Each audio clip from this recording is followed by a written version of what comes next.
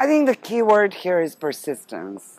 I think one has to not give in to various attempts. Of course, that governments would feel much happier and would be much more satisfied if journalists were not asking for these documents, not asking questions. And that's precisely why I think we all need to build up pressure and, if you will, bombard them with various requests for public information so that we can also educate, if you will, public institutions in that manner that they have to provide answers.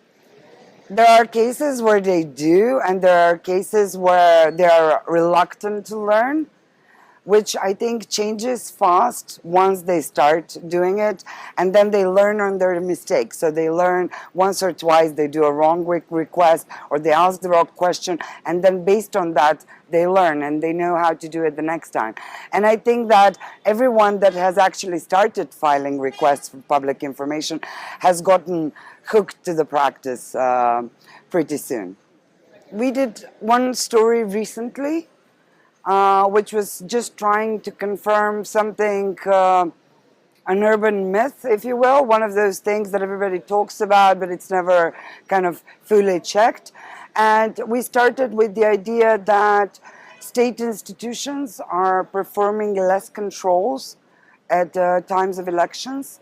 So we looked at documenting the work of various inspectorates, but also the traffic police in throughout the year, but also ahead of, I think, 6 election cycles. And what it showed was that some of the inspectorates were, in fact, issuing much less fines in the period just before the elections. And in the case of the traffic police, the example was much more dramatic, because it showed that if monthly police were issuing between 5,000 and 6,000 tickets, they issued in those months before elections, let's say 2,000 or 1,000 and so on. Unfortunately, journalists in Macedonia are not taking as much advantage of the tool requesting public documents through the right to access public information.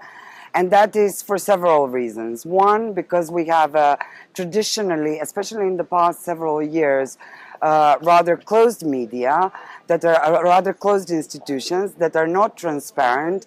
And as a result, the journalists are starting from the premise that they will not get the wanted information, whether they requested it or not. However, that is not the right approach, because the more we ask for information, the more we build the pressure for transparent institutions, and at the end of the day, the result is institutions do get more responsive. That, unfortunately, is still not the case in Macedonia, unlike in some other countries in the region, like Serbia, for instance, where journalists are much more taking advantage of the tool access to information. And that is also the case in other countries in the region. Macedonia is kind of on the bottom of the list at the moment. Hopefully we will see that change. The best practices so far are in Serbia, where institutions are, I would say, most responsive, where you have a commissioner who is really seen as an ally to the journalists, helping journalists exercise their rights, even in situations when the institutions are declining to provide certain information. In Serbia, public authority needs to answer to a request for 15 days.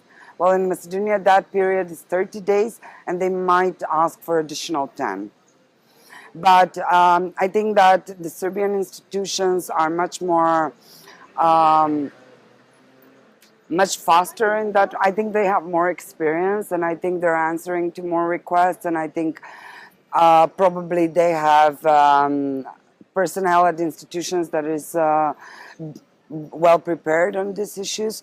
Unlike in Macedonia, where, for instance, you also have delays or breaking of the deadlines of the Complaints Commission as well.